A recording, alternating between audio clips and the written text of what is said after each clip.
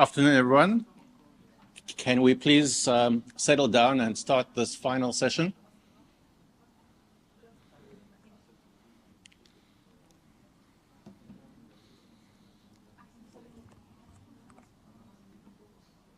Okay.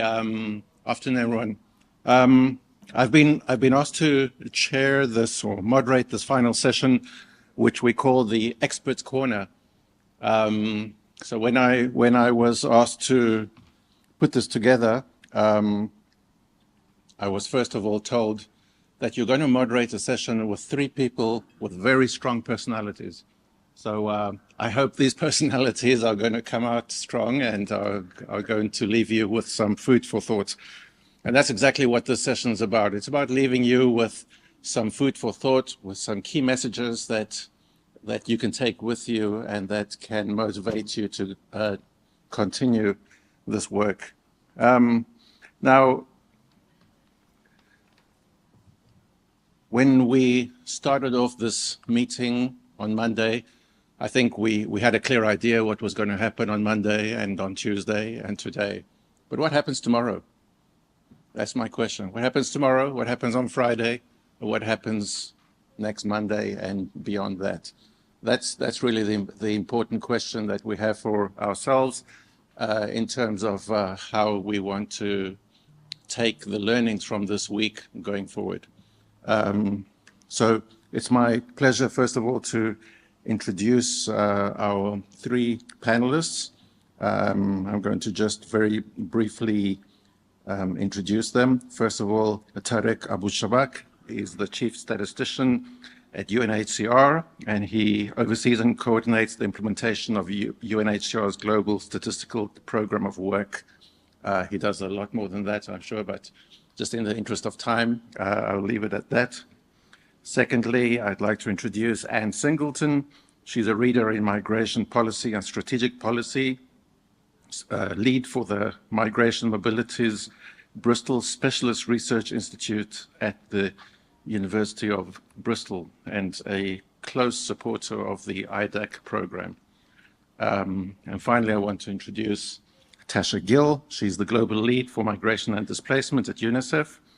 And she has a CV as long as my arm.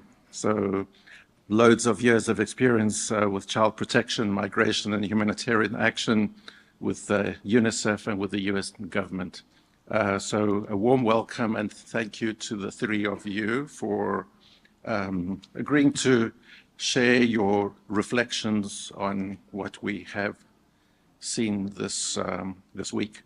So in the interest of time, because I know we are scheduled to finish the program at 4 o'clock and there's a short session after this one, that's just the closing comments. I want to first of all pose some questions to Mr. Shabak. Firstly, what are the main challenges and issues related to data collection and measurement on migrant and displaced children, specifically in relation to forced displacement and voluntary migration? Secondly, how can data be more effectively gathered, verified, and used to reflect the realities faced by migrants and displaced children? And finally, what are the key obstacles hindering accurate data collection and analysis, and how can countries address this?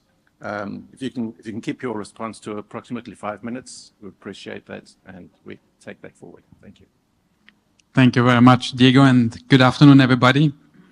It's always a bit tricky to come in after the coffee break when everybody is sweetened and sweet at the same time, not to say over sugared, but hopefully had a couple of espressi, etc., or a good tea in Morocco, certainly. It's a challenging question. It's not an easy answer, and many of the answers you have heard already throughout the 3 days. So a few things that I may say may sound repetitive, but that's one, because I believe in them, and secondly, because it's good to instill them into you as well. So you have a bit of a takeaway of what you have heard multiple times of being a challenge. And just to be clear, the word challenge, I think, has been probably one of the most used words across the 3 days, which is a reflection in a way. And this reminded me a bit of Albert Einstein, who, and I'm paraphrasing here, who said, once upon a time, he said, if I have 60 minutes to solve a problem, basically I would spend 55 minutes on understanding it and 5 minutes on solving it. Something along those lines. So for us, it's a bit different, I think. I think it's almost the inverse. We basically understand the problem very well, but we need probably 55 minutes to find a solution. So I'm not going to give you here the blueprint of a solution of the questions that Diego posed, but I would like to throw in a couple of challenges that I encountered over the last 3 days, but also based on my own professional experience. One, we heard a lot about data is not comparable across countries, regions, global, of course. And it starts with simple things. Children, obviously, if we all agree children are individuals below the age of 18, but then we start looking at statistics, what age cohorts do we apply for them? 0 to 4, 5 to 11, 12 to 17, or is it 0 to 17, or is it 0 to 6, 6 to 10, etc. So it starts with standardization a bit. So we all collect data at different levels, at different cohorts, at different ages in a way. And if you start aggregating them at country, regional, global level, it becomes a challenge because we all speak different, same language, but different. We heard quite a lot. Data is not reliable, but reliable means you have a measure to determine what reliability means. And I did not hear anything about quality assurance in the last 3 days. So it's a challenge to speak about reliability, but how do we measure that it's not reliable at all if we don't have a quality measure in place? Some do at national level, some at global level, but I think it's something to look at. Data can be showing conflicting numbers. I think all of us who have worked in this domain for a while, probably the most of the time we spend is explaining somebody else's figure as opposed to my own figure. That's definitely something I encounter almost on a daily basis in my job. So, I also understand it's at national level as well, with different line ministries speaking about the same issue with different numbers. So we have a challenge here about conflicting numbers. And so how do we solve those conflicting numbers? Cooperation obviously came up quite extensively in the last 3 days at national level, at regional level, certainly at global level. But sometimes data is not available at all. So then we had the innovation part, which I really liked because it looks a bit beyond our own boundaries. A few people mentioned data is not representative, which is a statistical term actually, which I like a lot because not being representative means statistician would very often disqualify it simply because the rigor isn't there, the sampling wasn't there properly done, etc. But it serves a purpose, and that's the operational aspect. Sometimes it felt a bit that international agencies are driving the agenda as opposed to national countries driving the agenda. I think we need to reverse it to some extent, and national ownership that's why important. If you want to improve data on children on the move, you need to have national ownership. I think international and regional bodies can definitely help in pushing that forward, but I think without national ownership, it will not work in my eyes and my experience. But then, of course, even if data has been collected, has it been disseminated? Because if you keep your data to yourself and you don't disseminate, you don't publish, in my view, it is only half of its worth. And if you do disseminate, then is it a PDF report? Nowadays, the PDF report is not sufficient in my view. You have to disseminate the microdata that's attached to it. Because without microdata, anonymized microdata, you do not allow others to use your data. What I see in my data does not mean that you see in my data, and vice versa, of course. And this means that, for example, UNITSR, we established a UNITSR microdata library a couple of years ago. We anonymize data sets, surveys that we undertake, or surveys undertaken by partners. We anonymize them according to data protection protocols, of course. We disseminate it on our website. We publish up to 50 new data sets every quarter, anonymized, on forced displacement and statelessness. Because we want you to use our data. We want you to use other people's data.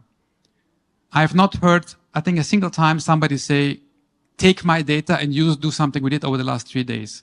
So my plea to you is, as a community, if you have data that you think it's useful for others to use, come my way, give me the data, we will anonymize it, and we will put it out on the microdata library. If it's talking to refugees, IDPs, stateless people, returnees, etc. We would be happy to do so because we want your data to be reused. And this applies to national situations, to regional, global level, etc. So please don't forget, if you disseminate with microdata, please, as well. That's important. I heard a bit of a dichotomy here, quantitative versus qualitative, which is a common feature.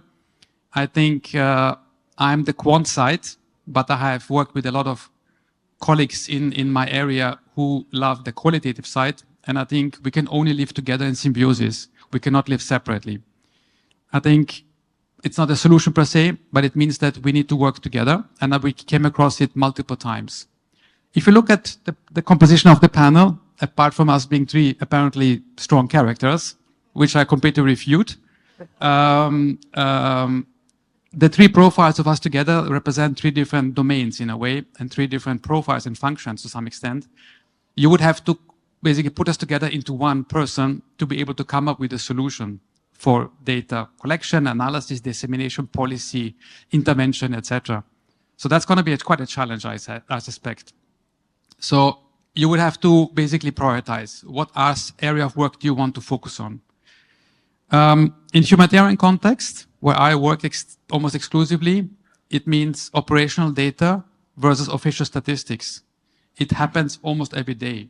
Somebody wants data today, but I say, come back in 6 months when I've done my quality assessment, the rigorous, I've looked at it, I have disseminated according to my principles and frameworks, etc. So I am popular and unpopular at the same time because people believe in the work that I and the team do on the quality side, but they hate me because I'm too slow. So it is quite a challenge to overcome this challenge and find a solution, which is really difficult. Because if you're on the ground, in the field, trying to intervene for children who are on the move as we speak, official statistics becomes completely irrelevant. It's the operational aspect that's important, and interventions are the ones that are important. So if I had to cut myself out of a job, this would be probably a reason why I would cut myself out or phase myself rather out, because programmatic interventions are more important than being a chief statistician of an organization in this case. I think I heard it earlier today as well, on different occasions as well in the course of the last 3 days. We're trying to be perfect in the area of statistics when it comes to, in general, displacement. Probably less so on migration side. We are working with estimates. So we're trying to strive for, let not be perfect, the enemy of the good. So if I have to make a difference between, what do I take? I would always go for the imperfect data if I have to, for the sake of supporting an intervention, supporting an assistance program, supporting protection, which is a core mandate of UNHCR, of course. Voila. It was mentioned as well, and that's one of my last points, is standardization. Frameworks are needed. I think legal frameworks were mentioned earlier today. Statistical frameworks, I dare to mention on Monday morning. You remember the comparison lawyers versus statisticians. I still stand by my notion that we all work with frameworks, because frameworks are the ones who govern us in a way as a principle and from a standard point of view. Last but not least, innovation. I think I would like to challenge that notion. I think it's good to be innovative, but sometimes it's good to be traditional when it comes to data sources, data quality, etc. Because the question is, what is the government going to believe in? Is it going to believe in Facebook data for good? Or is it going to believe in an UN agency having said something, or a national statistical office having said something? So we have to strike a balance here between trust versus speed, in a way, in what we believe. And that's a question not for me to answer, but that's a question principal policy people, and particularly at government level, to answer that question. Over. And I hope I'm still not a strong character. Oh, we're very strong. Thank you so much. I think the issues of trust are important, and that's been emphasized throughout this week. However, from an operational point of view and from a on-the-ground intervention point of view, there is that need for that balance between quality and data right now? What information do I use in order to drive my intervention? And your comments on dissemination are 100% spot on. It's really, I think it's not worth the investment if we go and collect data and we make the effort in all the steps that lead up to the collection of data, but then not disseminate it, not make it publicly available, not allow users like yourselves and others to use that data and to apply it in various contexts. So thank you very much for your intervention, Tarek. Next, I'm going to move on to Anne.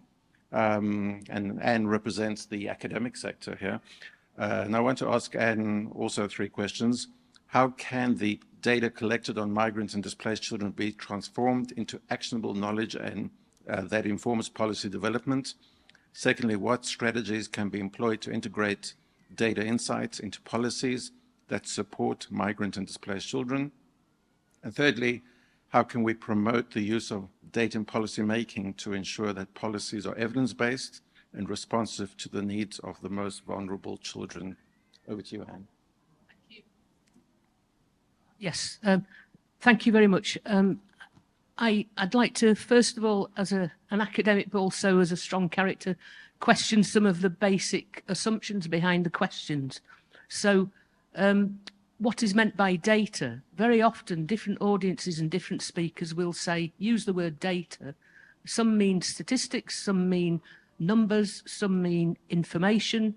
And the first question you give me is how can data collected on migrant and displaced children be transformed into actionable knowledge that informs policy development? So first of all, my question is to think that we need to think about the questions we ask in order to generate data rather than collect data. So when we're not going out into a world where there is positivistic information and knowledge in the form of numbers, we generate those numbers by asking the question of the official sources, of the qualitative and quantitative sources. So I don't see an absolute distinction between quantitative and qualitative data. And I get into trouble with my academic colleagues over this point because I think that we need to understand the context in which numbers are produced, the political economy and the institutional pressures that are placed on people who are asked to produce and then deliver data. So this IDAC series of meetings has been a wonderful example of how institutional barriers can be overcome and to see collaboration between different UN agencies and the trust that everyone's been talking about in exchanging knowledge, in exchanging information about problems. I think that's one of the things we need to see. Sorry, I'm struggling to tell this. So how we can transform the data into actionable knowledge to inform policy development, we need to think about how we can be proactive in collecting data that can inform policymakers about what is missing in the picture. One good example of this is the Missing Migrants Project, which collects data that is targeting and identifying an area of policy that is, because there are no data there, it's an example of a policy failure or an absence of policy, where there's policy and action is needed to make sure that people are not dying during migration, that borders are not harmful spaces, and that are not causing more harm than they're preventing. So the kind of questions we ask in producing the data are very important in that sense. So I think how we generate and collect data on migrant and displaced children, if we can get that right for children and the kind of questions we ask, then we can get it right for everyone, for the whole migrant population, for the whole of society, rather than seeing this as a separate group that needs to be treated differently. So the strategies that we can employ to integrate data insights into policies to support migrant and displaced children could be to place children, migrant children and displaced children at the centre of migration policy, to say to governments at local, authorities at local, national and regional level, as well as global level, if you get this right for displaced children, then you're going to get it right for the most vulnerable of the adult populations as well. and for the wider society. So the resident population in a country who are marginalised through homelessness, through ageing, through being left behind, through economic insecurity, to understand what integration means for the most vulnerable. The lessons can be learnt from the imaginative work that's been going on in IDAC. So that's another kind of way that I would like to turn the question on its head, really, and to say, instead of being on the back foot, I think IDAC should be promoting all of this work, the wonderful examples that we've heard about, the wonderful session on Morocco that was just really the examples there that can be shown as an example not only for other African countries but for European countries about how to approach working together, how to conduct the census, how to make data collection methods more inclusive, could be very insightful. And then I think the notion about co-production, we should still be asking really in this collaborative space to remember that collaboration in itself will not overcome the power relations or the statutory and institutional responsibilities of the nation states, of the ministries, of the OECD, of the IOM. That it's not about taking away that responsibility, it's recognising where those responsibilities lie and how best to work with young people, with children, to integrate insights and some vision into the activities of the institutions. So it's in a way, in academia, we struggle with maintaining the rigour of disciplinary standards and the boundaries of disciplines whilst trying to work in a multidisciplinary way. And I think we can all learn from each other in how to do this. So I think the other thing I would like to just emphasise as well in relation to the third question, how can we promote the use of data in policy making to ensure that policies are evidence-based and responsive to the needs of the most vulnerable children? I think this understanding that migration and mobility occurs across borders in regional contexts is very important, to understand the most vulnerable people moving across regions, including, of course, children. That means that we need to establish data collection and exchange and collaboration methods and knowledge exchange across regional situations. So, as was mentioned earlier by Diego, through the regional economic communities in Africa, for example, the RECs, where we've developed work already on how to develop data collection systems at regional level. If you identify the policy needs from the SDGs, from the global level down to the regional level, and then to the national level, and then you can say which data need to be generated in order to meet these policy objectives, and to identify policy needs in terms of human need rather than quantitative numbers of how many people are dying, how many people need this level of intervention, but what would be the best intervention to make for a humane society, to understand in a holistic way what human beings need, whether it be 1 or 10 people or 100 people or 1,000 people. On what basis should a society holistically look at caring and providing for all of the people within that geographical and spatial territory? So I think I've brought some questions there about what are data and how are they produced and what do we do. But I also think I'd just like to give everyone congratulations for how far you've come in IDAC, and a pat on the back for actually being courageous and having some confidence and being able to do some really excellent work in several different areas. And I would say just keep on being positive about this and show how the vision and the rigour of the methods that have been displayed here could be used to explain and show to the wider data community how you could humanise the process of working with data, instead of having this Groundhog Day of rehearsing the problems all the time, decade after decade. To have the vision to say, well, we can actually do something here, and we've seen plenty of examples of how that can be done. So I just like to thank everyone. Have a bit of humility to say I'm not here to tell everyone what to do. I'm just learning from you all the time. And I think it's just been tremendous progress that's been made in IDAC. Thank you.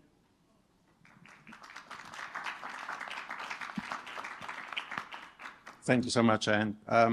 Yeah, so I think what I take from your intervention is the need to be proactive in anticipating policy questions and the type of information required for those policy interventions, but also in so doing, look at issues of coordination and how different partners can work together to provide a common solution.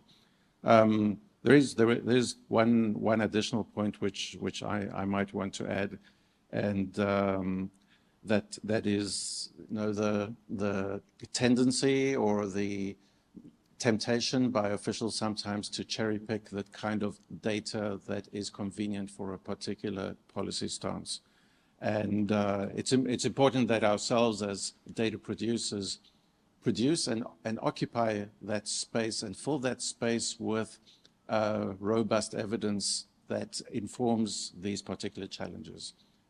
Because the risk is that if we do not fill that particular space, that there are people who maybe do not feel as strongly as we do about protecting children who are displaced or children in situations of forced migration, who do not feel strongly about protecting such people. And if we don't fill the space, other people will fill it with information and data that is not verifiable, does not conform to principles of quality, to statistical standards, et cetera, et cetera. So I think it's really important that the work we do continue to inform the space, and that decision makers take note that there is all of this information that is informing these processes. So my last set of questions I'm going to address to Tasha. Given the current migration and displacement landscape, which programmatic approaches should be prioritized to advocate for the needs of migrants and displaced children? Secondly, how can data be used to support advocacy efforts and highlight the urgency of addressing specific needs of migrants and displaced children? And finally, what are the practical steps to translate data-driven insights into effective program implementation for migrant and displaced children? Over to you. Thank you very much, Diego, and delighted to be on this panel. It's my first IDAC meeting, and I'm so glad I'm already pegged as a strong character, so it starts well. Many thanks also to IDAC coordination and to the government of Morocco. My takeaway from this week is what a powerful network this is. I'm an avid consumer of the data, and the questions that came to me are about programming and advocacy. And so I want to acknowledge and appreciate that this multi-stakeholder network and the institutions that you represent, the tools in your hands are what make this so powerful for children. And the objective of bringing children on the move into sight is something that I am your partner in from the programming perspective, and hence the questions around programming and advocacy. You mentioned the current landscape, and so perhaps I can just say that as we use the estimations of numbers of children who are displaced, who are migrating, and how high those estimations are, it looks very stark in many places. The xenophobia, the discrimination, the protection issues, the violence that children face have been highlighted today in the last 2 days. And yet there are also bright spots. And I join my colleague here, Anne, in highlighting one of those bright spots this week, which was the presentation by Mr. Mahadi, the High Commissioner of Planning, and the mediators, who really showed a light on how we can do this work. And that light is going to stay with me for weeks to come. So when you ask what happens the day after, I'm talking about that work the day after with my colleagues and with country offices. So thank you for shining that light in what can otherwise be a very dark landscape in terms of migration and displacement today. So in terms of priority programmatic approaches, as we know, grounded in child rights, because as these children move, they take those rights with them everywhere that they go, I summarize this into 3 key areas, and that's protect, include, and empower. And I remember them as those 3, but I will unpack them now in a few more, and then try to show how we use the data in order to be able to deliver those programs together with partners who are governments and civil society around the world.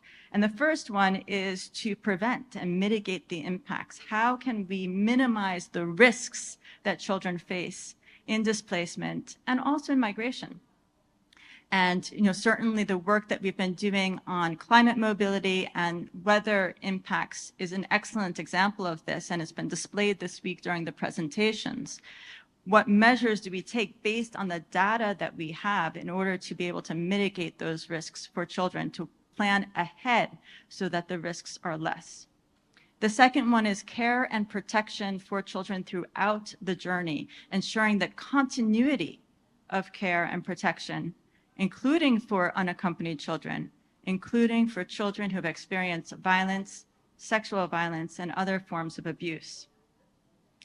The third one is access to social services, and we talked a lot throughout this week about what it means to be counted and therefore have access to education and other services. The fourth one is to address that issue of xenophobia and to promote social inclusion. And it's through the data that we're able to do both of those things. And we've used the data in campaigns around the world in order to combat xenophobia and to remind everyone that a child is a child is a child, no matter where they are. The last one is to promote legal status and integration. And this one, I think, is what lands the strongest with NSOs, to make sure that children are counted and that their situation is regularized so that they can be fully integrated into society and have access to protection and services. So moving from those programmatic priorities and the things that we're advocating for based on leveraging all of the data of children who are on the move, then what are some of the key ways that we can use data to advocate? And I wanted to just highlight a few of them. The first one is the scale, and recognizing the scale of children on the move helps us to mobilize resources. And it also helps us to mobilize global action. When we think of what's been done in the intergovernmental space, it's critical to have that data in order to get those agreements. The second one is scope.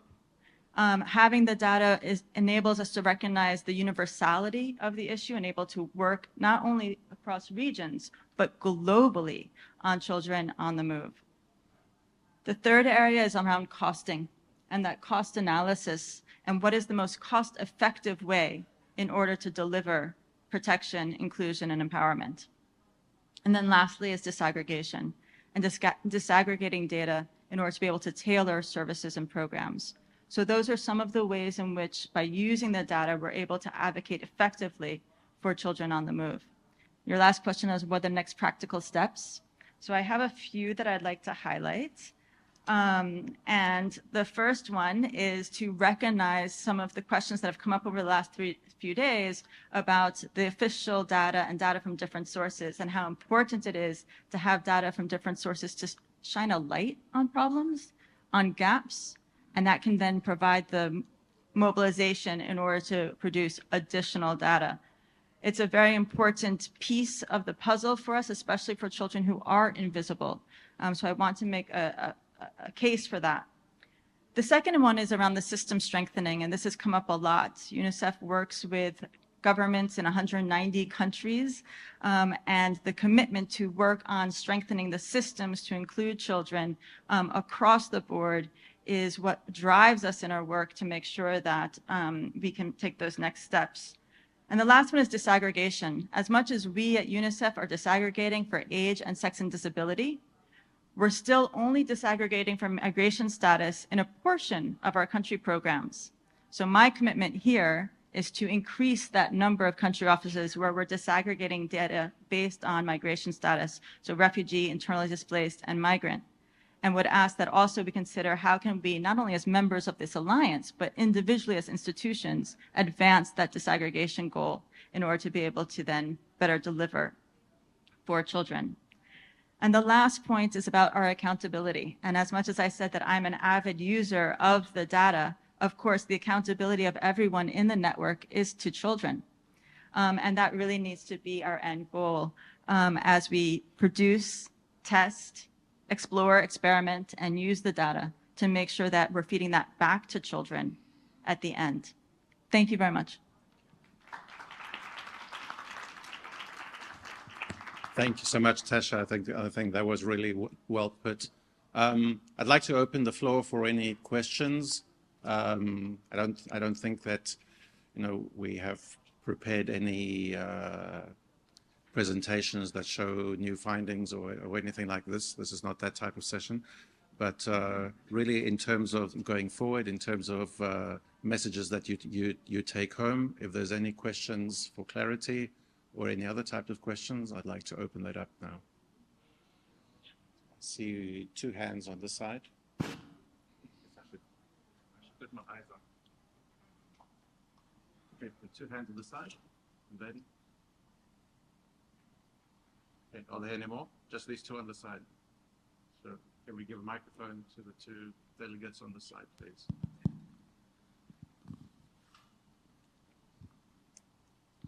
Thank you very much, and an outstanding summary panel. I just wanted to say, as a reflection, but it was touched upon by all 3 speakers.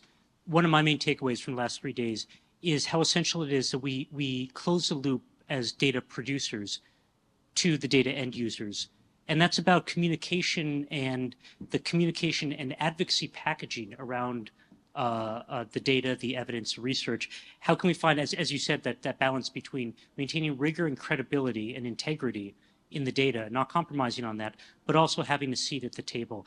I would love at next year's IDAC conference to have colleagues from advocacy, from digital media and comms, challenge us on telling the story of this data. And I'd like that to be a debate, because I'd like to be pushed on that and also pushed back. I just wanted to say thank you for the opportunity over the last 3 days. This has been fantastic. Thank you. Super. Thank you. I think there was another hand just in front of you.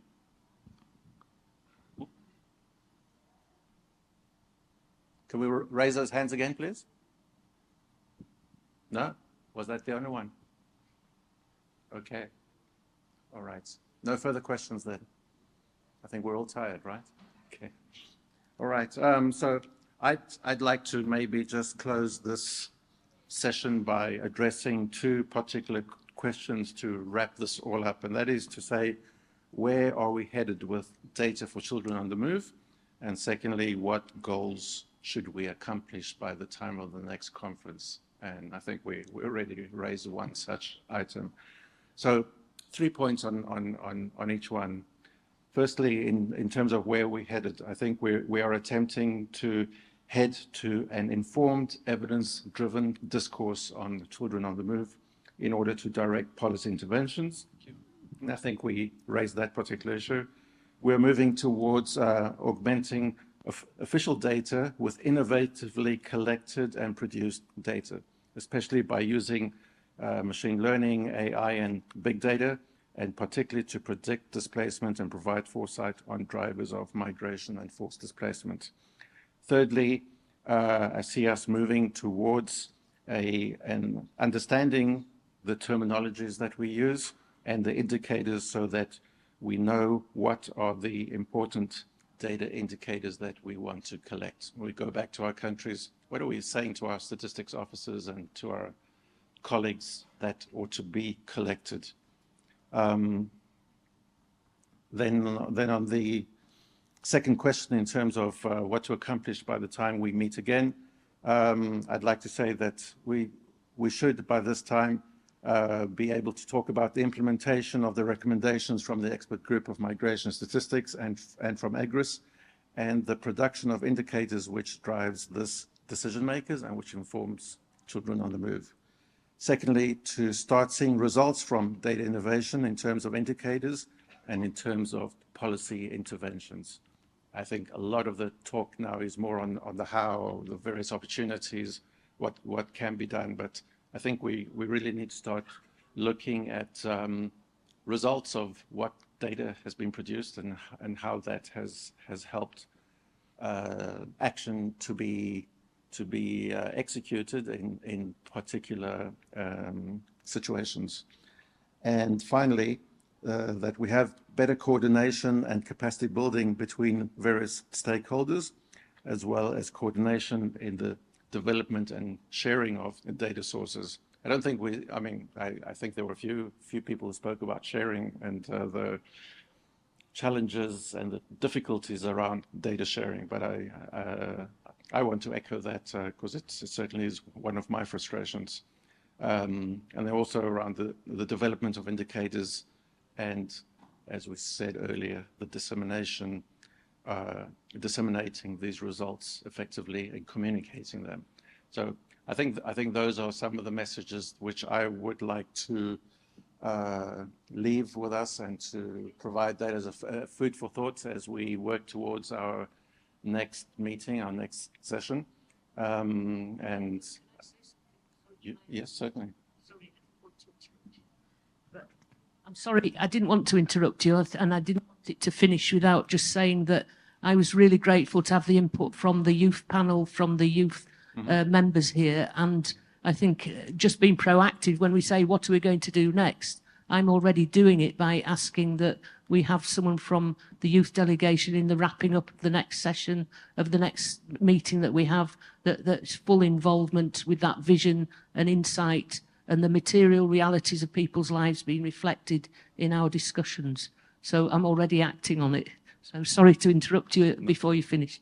No, not at all. I was just going to say that in the 4 official languages that we've had throughout this week, and I want to give a special shout out to our interpreters at the back for their great work over the last few days. So I'm going to do the last bit of interpretation. I want to say shukran, merci beaucoup, muchísimas gracias, and thank you very much.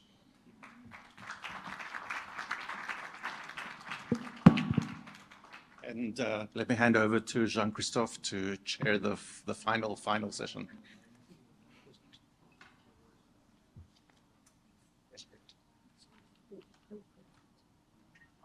And just the right time.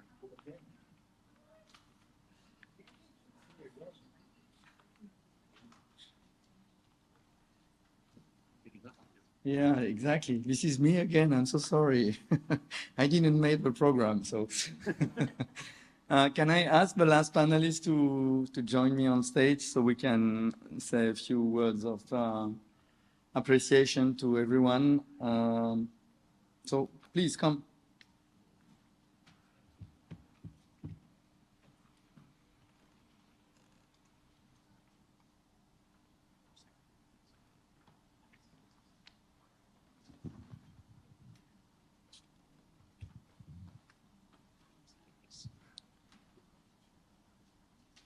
So thank you very much, and I will immediately pass the floor to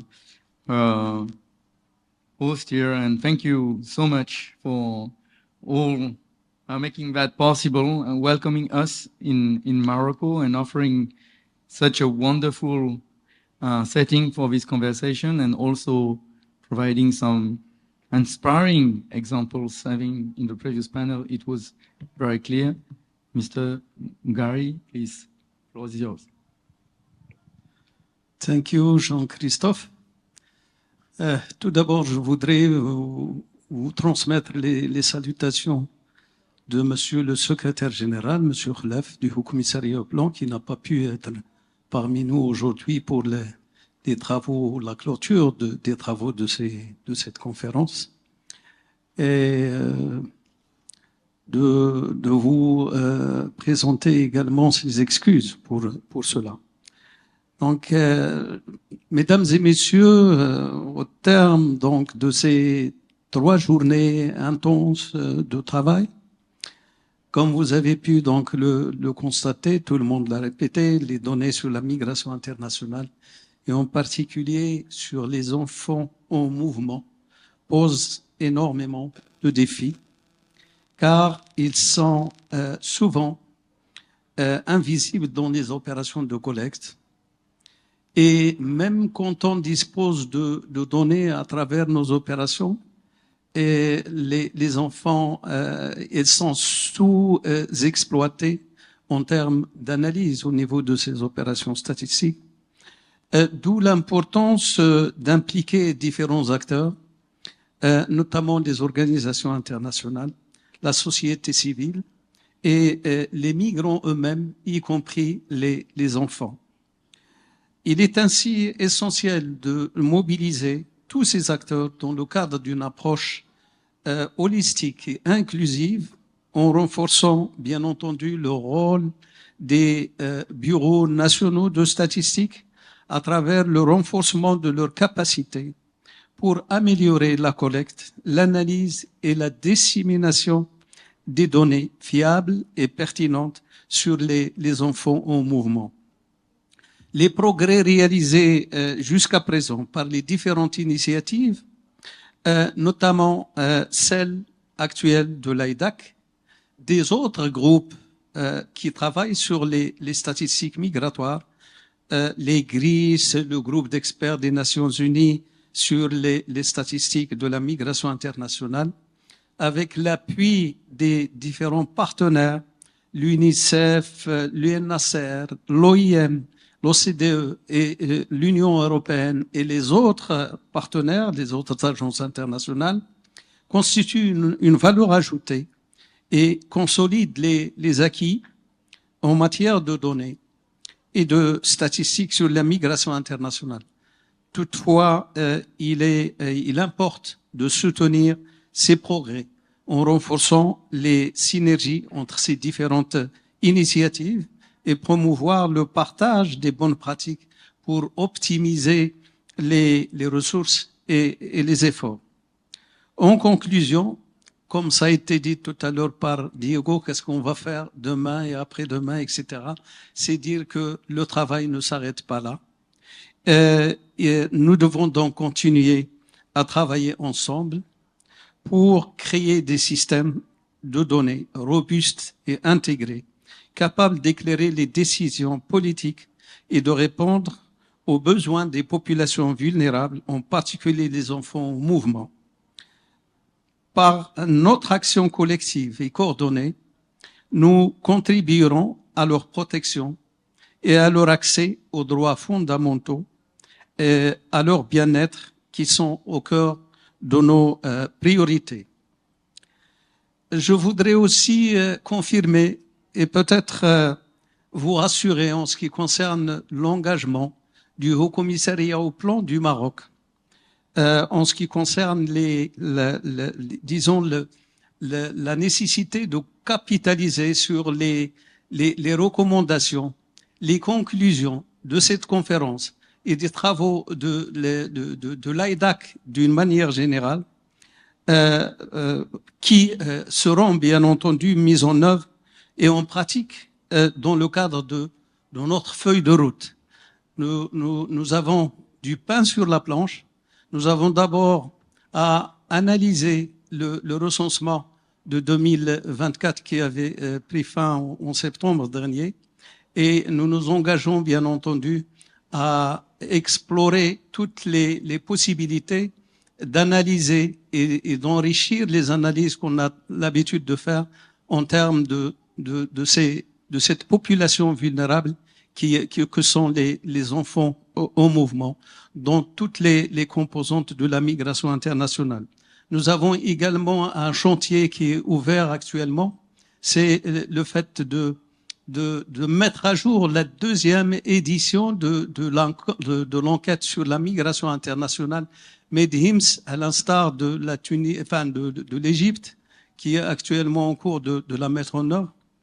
Et donc, c'est un grand chantier dans lequel nous tâcherons et nous veillerons à intégrer cette problématique dans le cadre de cette enquête. Nous avons également un chantier et une préoccupation que nous sommes en train sur laquelle nous sommes en train de travailler, c'est l'implémentation d'une enquête sur la migration, mais cette fois-ci interne. Donc ce sera l'occasion d'y intégrer les personnes déplacées internes et qui concernent les enfants en mouvement.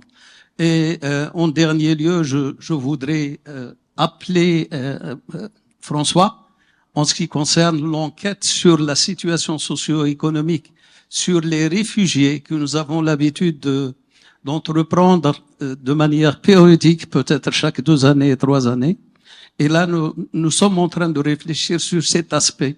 Et ce sera également l'occasion d'intégrer cette problématique dans le cadre du cas des réfugiés.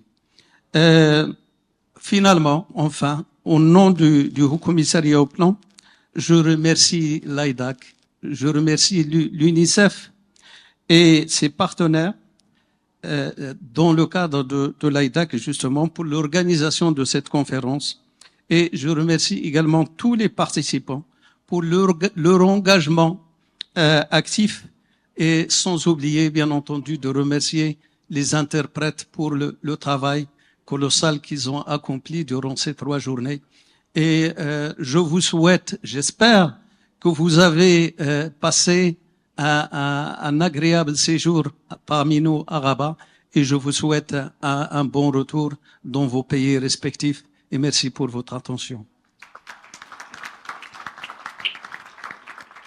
Merci, Monsieur Gary. Méfiez-vous, on va revenir, hein, ça c'est sûr. Alors maintenant, je vais passer la parole à Laura Palatini, qui est chef de mission à IOM, pour quelques mots de clôture. Non, mais non.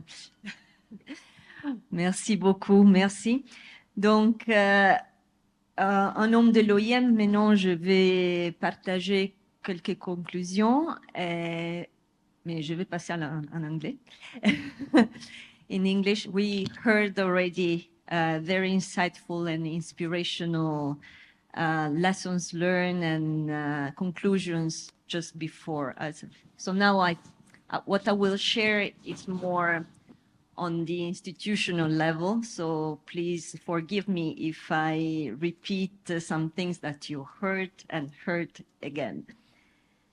But for us, it's very important to take a bit of time to recall ourselves about the crucial themes that we've been addressing and we are explored together in these last days, but also on the road that we have ahead of us, because as colleagues have repeated already before me, the road is still long, but we are not at the beginning. We are contributing to solid basis of what will come in the future.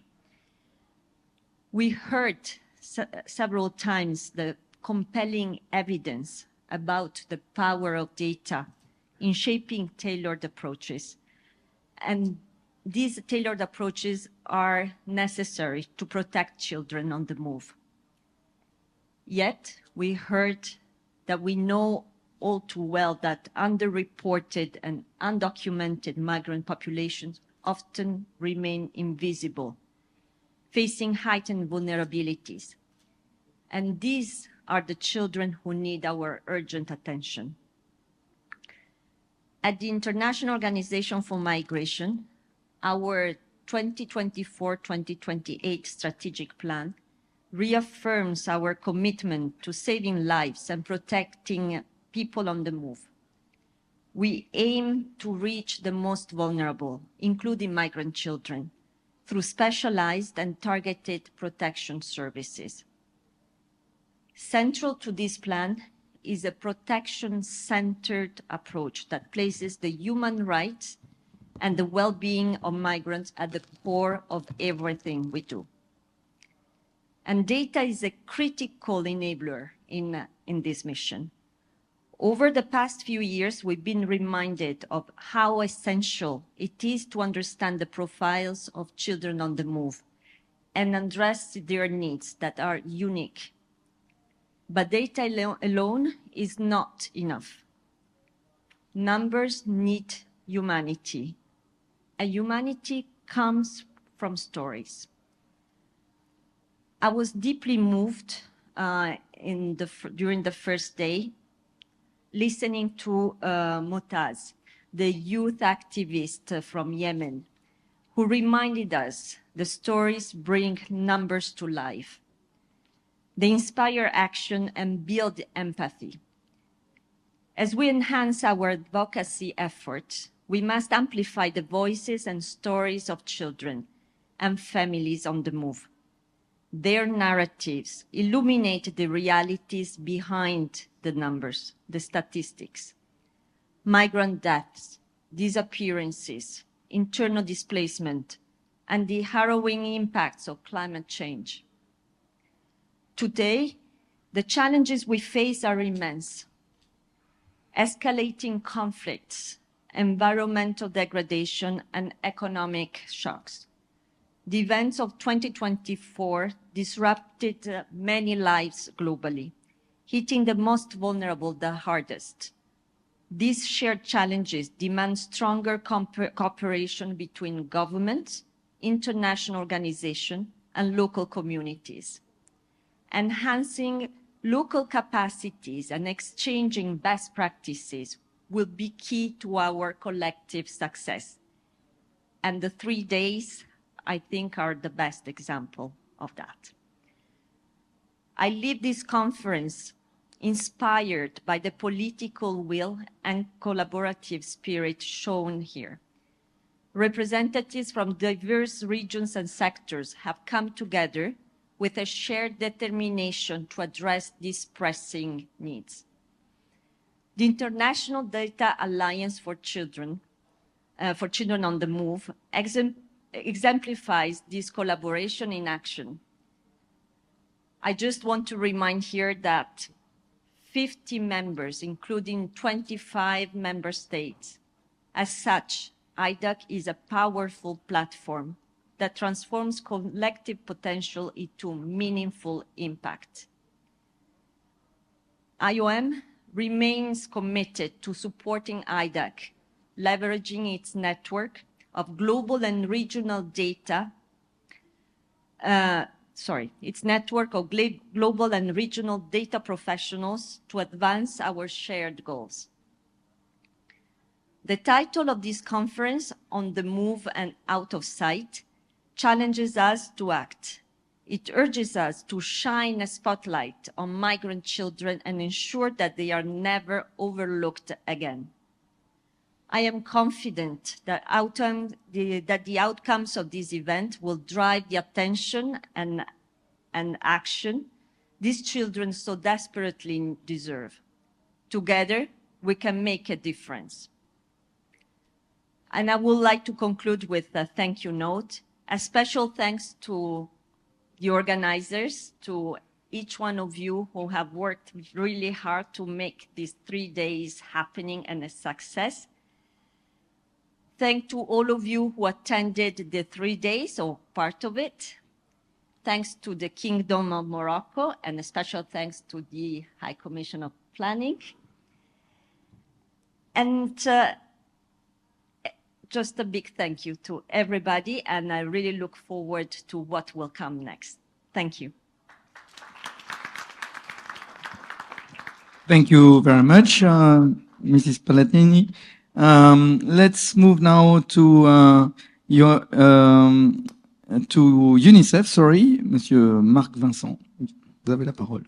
Oui, merci beaucoup. J'aimerais commencer par exprimer notre profonde appréciation pour le commissariat au plan pour avoir organisé, vous accueillir ici à Maroc et pour avoir aussi montré un esprit de leadership dans l'utilisation des données, de créer un système intégré. Mais aussi, je pense que l'expérience que vous avez montrée avec les migrants intégrés dans la collecte de données était vraiment extraordinaire et quelque chose que nous voulons partager dans plusieurs bureaux de UNICEF. J'aimerais aussi juste peut-être partager quelques réflexions, si vous permettez. C'est pas un discours, mais c'est juste ce que j'ai pris de toutes ces discussions.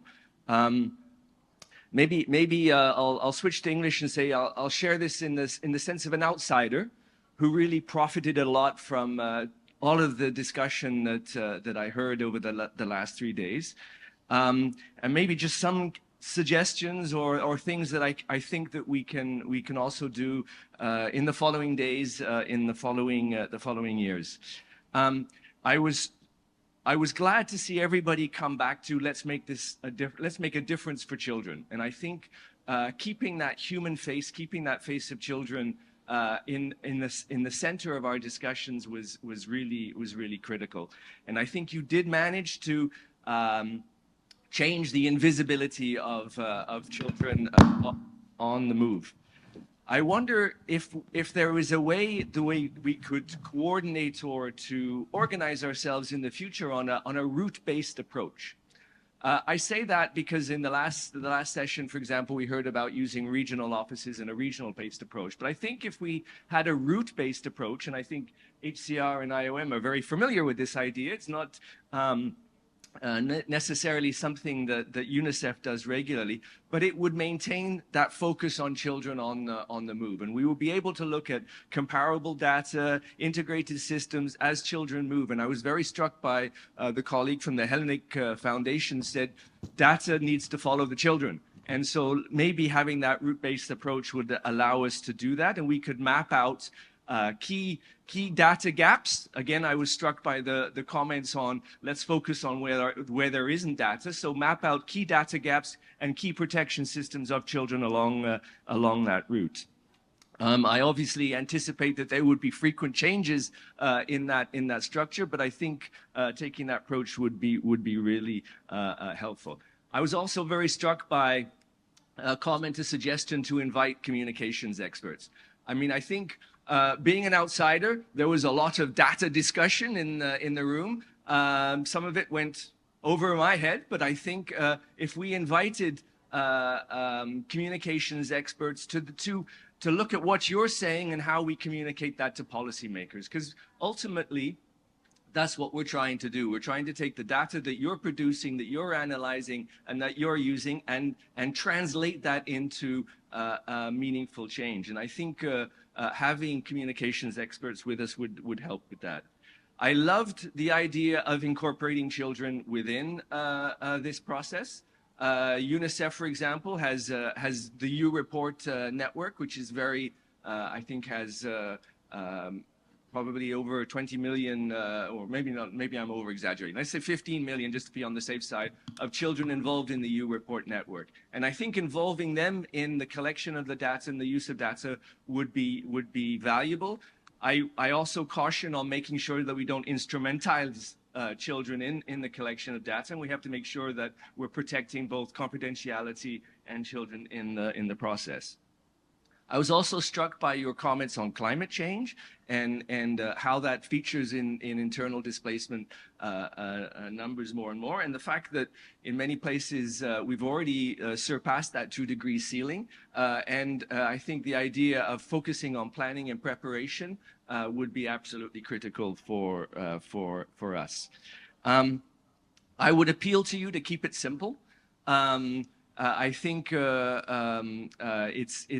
it's common within UN circles to add layers, and I think what I've seen, what we've heard in the last few days is really a frank and open discussion, but clearly focused on particular problems. So much appreciated to that.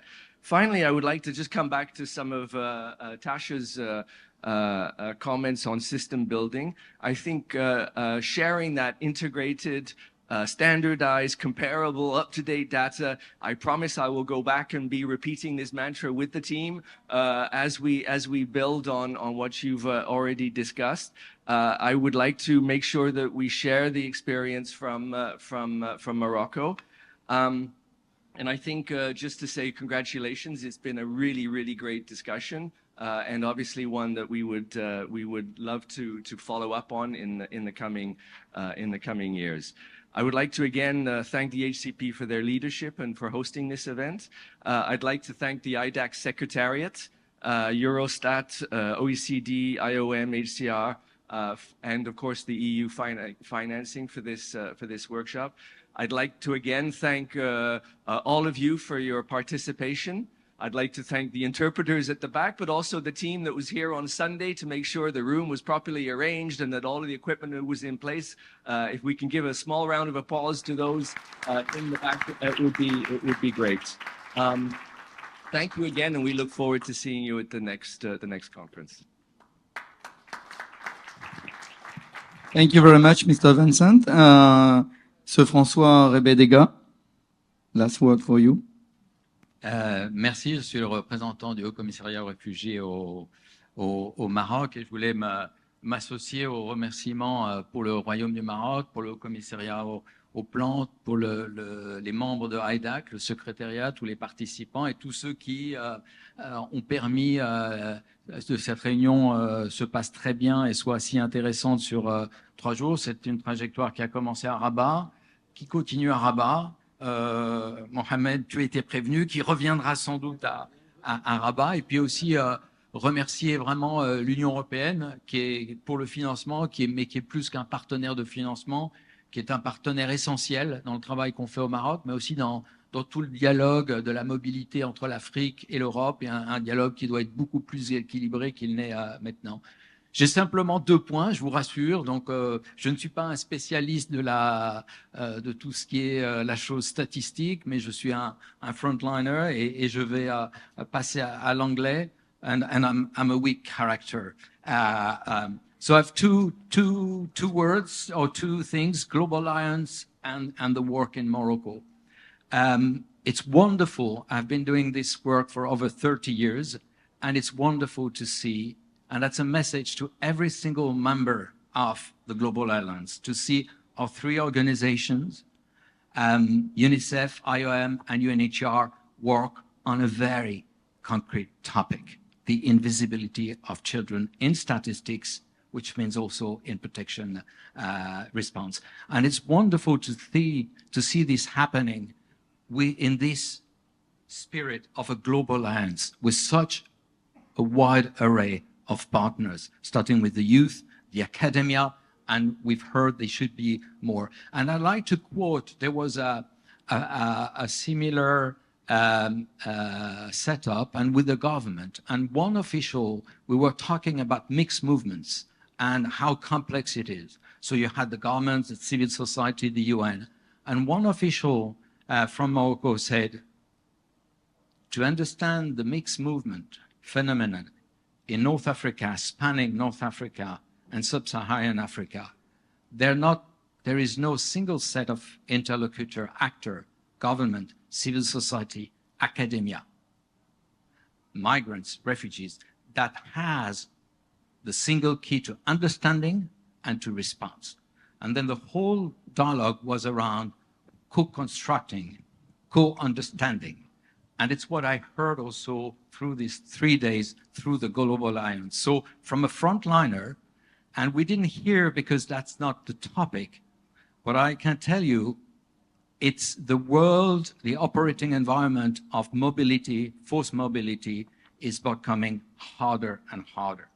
It's becoming more politically charged. It's becoming more complex in terms of drivers. We see more violence, around the world, and we see more and more countries closing up, closing borders, and adopting very inward-looking narratives. So a global alliance is something powerful because we've heard it cuts across natural boundaries, and it's powerful around a very clear departing point. In Morocco, we have an opportunity of a nascent African Union Observatory on Migration, and it's nascent, and it's looking towards supporting the regional economic commissions, the National Statistic Institution. So it's something to look at as we also, and I mentioned this morning, the dimension, and you spoke to it, Mark, is it can't just be data at the national level when we talk about mobility. So the ability that we have collectively using different data sources, traditional, non-traditional, government, and from civil society, qualitative and quantitative, we have to be able together to build this panoramic view that correspond to the nature of these migratory routes and movement. UNHCR is fully committed to IDAC. We are in 3 out of 4 working groups, and will continue to do so globally and in countries we work. Moving on to Morocco. Morocco has been a champion on mobility, and starting for a good reason. There are 5 million Moroccans living abroad, but it's also a country of asylum and transit, and this for the past 20 to 30 years. You've heard the wonderful work that is being done. Mohammed, you mentioned the 2 national studies on the refugee population. We're planning the next one. We've heard about the way the national census includes questions pertaining to migrants and refugees. So you're making this population visible, more visible in national statistics, but also you've included migrants and refugees. So you're building trust within these communities to take part in this exercise. So coming spring 2025, looking at the results, and when we will have more granularity in the sharing of the data, we have the studies available. I think it would be a wonderful moment also with an IDAC lens, but also a migrant, a refugee lens, to look at how best we can make use of this data in understanding, but also down the line, data has to lead to better protection. So we know that there are gaps, and so I very much look forward to this work. It will correspond also with the timing on Africa meeting on IGRIS. So I think it's a very opportune time, and you have, as IDAC, I think, been feeding all this excellent work taking place in Morocco. The last point, to give you a concrete example of the international commitment of Morocco. Morocco, in the Global Refugee Forum that took place in Geneva in December 2023, had a series of very important commitments. And one was relating, or 2 were relating to data. One, Morocco committed to include refugees and migrants in the national census in terms of questions and participation. It was halfway done, but we're here and it's done. And that was an international commitment. And the other commitment was for Morocco to play its part in supporting in the region and beyond international effort relating to refugees and asylum seekers data. And Mohammed personally has been the staunchest supporter of all the IGRIS work. So we look forward to our continuing cooperation and very much to this key moment of spring 2025. Thank you. Thank you very much. Maybe can say a word on behalf of the OECD as also a member of the IDAC Secretariat.